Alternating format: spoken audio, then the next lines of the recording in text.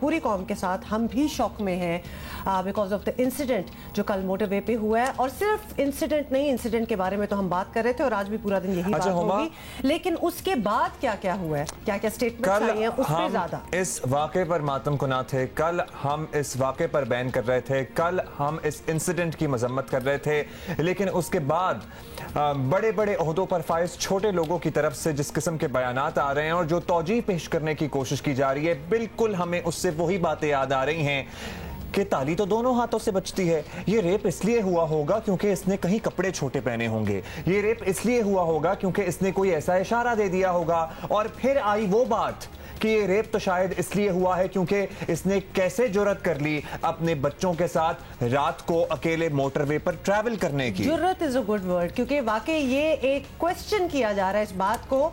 ये नहीं क्वेश्चन किया जा रहा कि हुआ क्या है, ये जरूर क्वेश्चन किया जा रहा है कि वो गई कैसे और वो कि उस वक्त क्यों निकली, उसने वो रूट क्यों लिया। ये सारी चीज़ें इंडिकेट कर रही हैं कि अगर तो हमने पिछले कुछ सालों में कुछ स्टेप्स फॉरवर्ड लिए थे सेंसिटिव लोगों को सेंसिटाइज करने का, औरतों के हकूक से, औरतों की मूवमेंट से, औरतों की फ्रीडम से, तो ये स्टेटमेंट्स, कल के स्टेटमेंट्स सुन के हमें लग रहा है कि हम लिटरली 20 साल पीछे चले गए। हम 20 साल पीछे चले गए हैं क्योंकि हम तौजीह ढूंढ रहे हैं कि जनाब उस लड़की को, उस औरत को तो ये रूट नहीं लेना चाहिए था, अगर ले लिया था तो पेट्रोल चेक कर लेना चाहिए था। और फ्रांस तो नहीं समझ बैठी, उसकी शहरियत जरूर फ्रांस की है लेकिन ये फ्रांस नहीं है, यूके यहाँ तो हम अफसरान हैं, इसलिए हमारे पे ना रहना, खुद ही अपने अपने आप को देखते रहना। ये बड़ी अजीब बात है और मैं इस वक्त स्मर्क इसलिए कर रही हूँ, मुझे थोड़ी सी हंसी भी आ रही है कि आई कैन नॉट बिलीव कि आप अपनी पोजीशन, हम सीसीपीओ की बात कर रहे हैं, आप अपनी पोजीशन को भी कैसे निगेट कर देते हैं कि आप आगे को कहें कि जी उन्होंने समझा कि वो, चूंकि वो फ्रेंच नेशनल है तो वो शायद यही समझ रही होंगी कि वो फ्रांस में,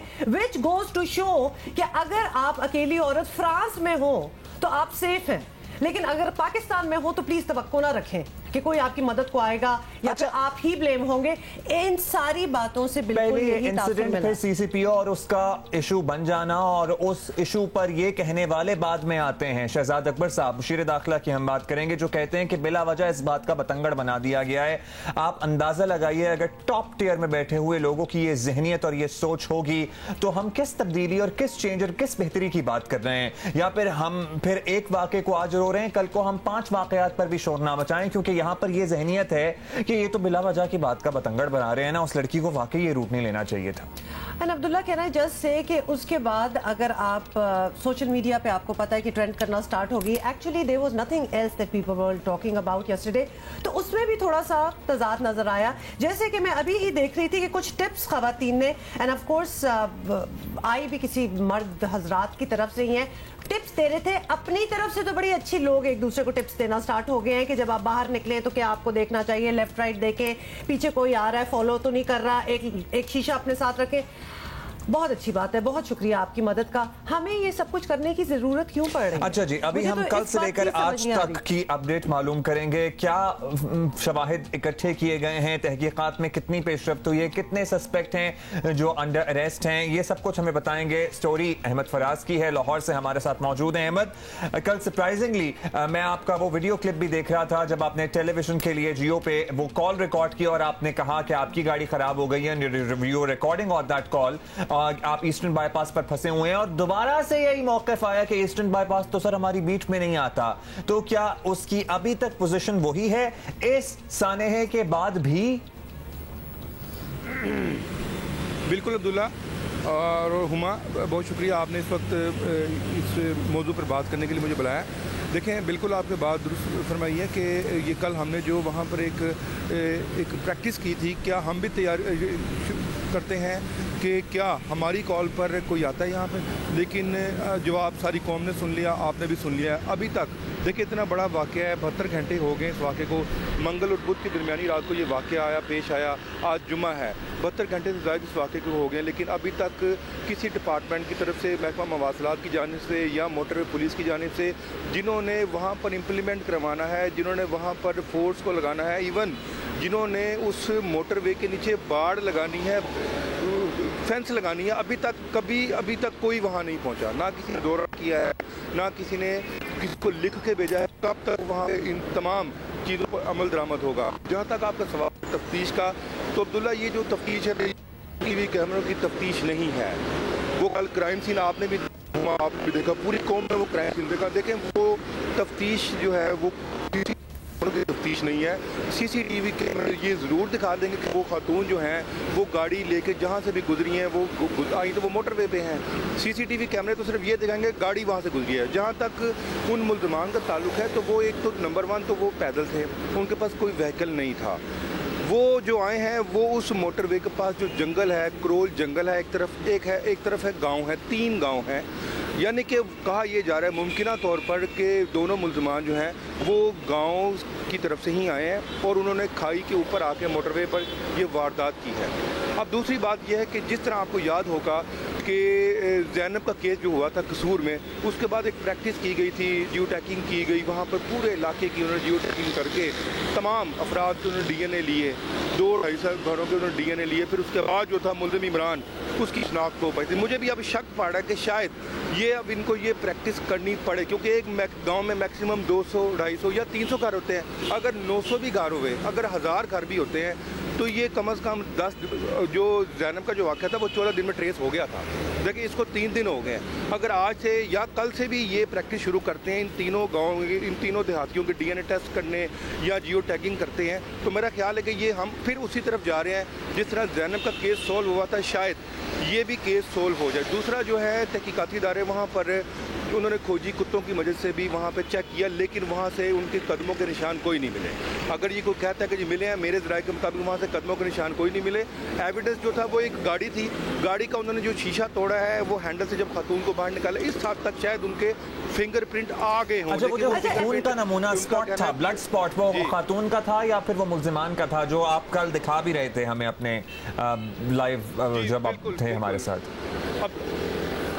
अब्दुल्ला वो जितना वो ब्लड था ना, वो लग यही रहा था कि वो जिस तरह उस शीशे को तोड़ा गया ना, वो मुल्ज़िम जो था वो खुद ज़ख्मी हुआ है। और इस बात की तस्दीक खातून ने भी की है कि वो ज़ख्मी था, यानी कि शीशा जब उन्होंने तोड़ा है, जिस तरह तोड़ा है वो शीशा, उसको ब्लैक पेपर लगा हुआ था, वो ज़ख्मी हुआ है। ज़ख्मी होने के बाद उन्होंने देखिए ना, अब ये वारदातें 2 बन गई हैं। मोटरवे के ऊपर जो वारदात हुई है वो हुई है डकैती की, यानी कि उस वक्त उन्होंने उससे 1 लाख रुपया और जेवरात छीने हैं। उसके बाद जो सेकंड वारदात है वो मोटरवे के नीचे हुई है।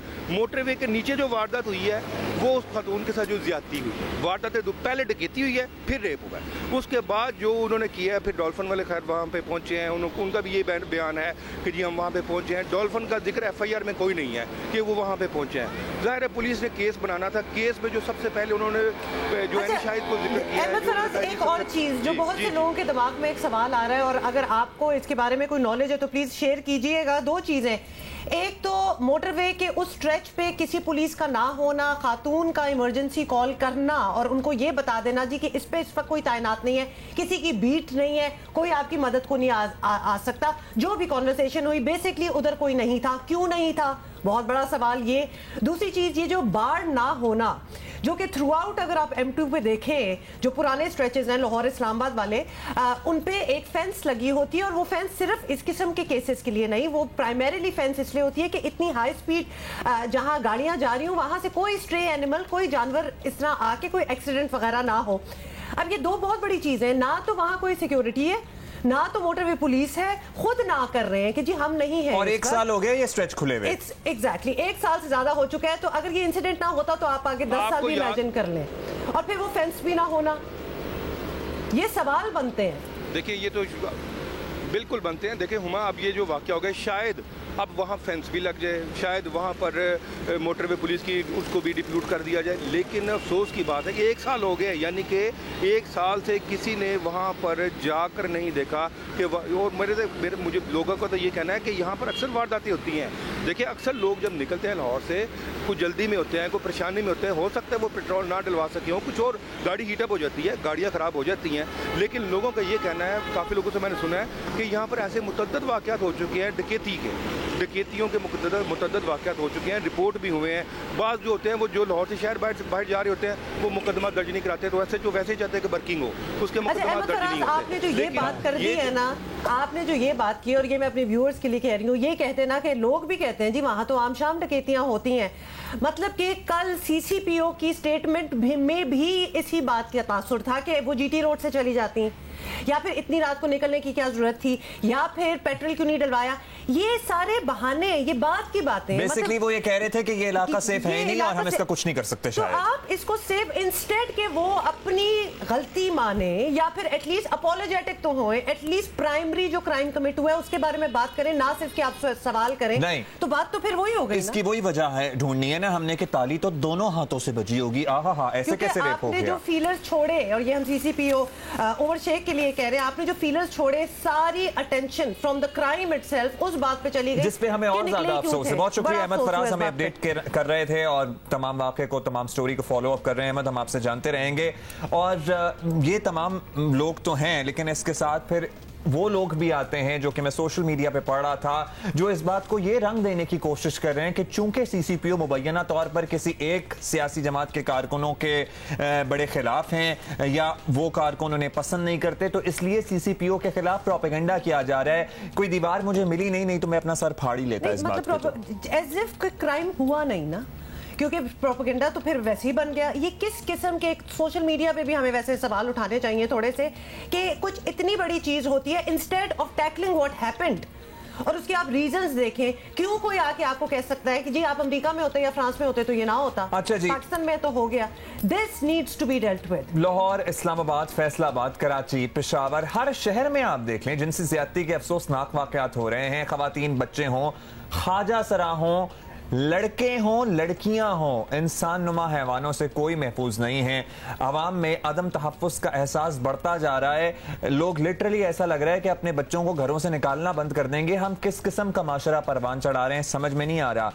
पहला ज़माना एक वो भी था कि जब मोहल्ले में आपका वालिद नहीं या आपका दादा नहीं, मोहल्ले में किसी का भी वालिद और चचा आता था ना और कोई लड़का हमारा गर्दी कर रहा होता था तो सब चचा चचा कहते हुए ना घरों में वापस चले जाते थे। हम किस किस्म के माशरे में आ गए हैं? ये बहुत बड़ा सवाल है और ये आज हम इसी का आंसर जवाब ढूंढने की कोशिश कर रहे हैं। मोटे तौर पर खातून से होने वाली इज्तिमाई ज़्यादती पर पूरा पाकिस्तान दुखी और सोगवार है।